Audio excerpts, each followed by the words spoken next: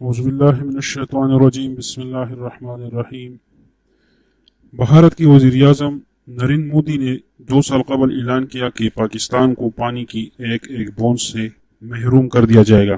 اس نے یہ منصوبہ پورا کر دیا ہے۔ دریائے سندھ، چناب اور جہلم پر 27 چھوٹے بڑے ڈیم مکمل کر لیے، 76 ڈیم زیر تعمیر ہے اور مزید 190 ڈیموں کی منصوبے زیر غور ہے۔ ان ڈیموں کی تعمیر سے 2025 تک پاکستان دریائی پانی سے تقریباً محروم ہو جائے گا، جبکہ اس وقت بھی ملک کے سارے دریا خشک ہو چکے ہیں۔ یہ منصوبہ نریندر مودی کا نہیں بلکہ دجال کے کاریندوں کا ہے، کیونکہ دجالی نظام میں پانی پر کنٹرول حاصل کرنا اولین مقصد ہے۔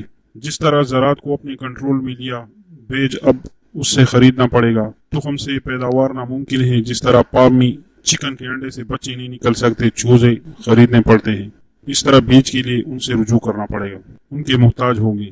پانی پر خصوصاً مسلم ممالک کو پانی کا محتاج بنانا اور بوند بوند سے محروم کرنا، یہی وہ خطرناک حربہ ہے جس کے ذریعے دجال لوگوں کو مجبور کریں گے اپنی اطاعت پر۔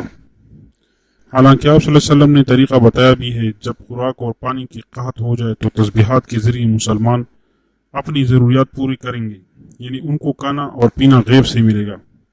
تسبیحات ہی کھانے پینے کے حصول کے ذرائع بن جائیں گے۔ اس صورتحال سے محسوس ہو رہا ہے اور نریندر مودی کے عزائم سے یقین کے ساتھ کہا جا سکتا ہے کہ دجال کا نظام تو پہلے سے ہی چل رہا ہے، مگر دجال اکبر کا وقت بہت ہی قریب آ پہنچا ہے، اور غزوہ ہند کا سبب بھی یہی پانی کا مسئلہ بنے گا۔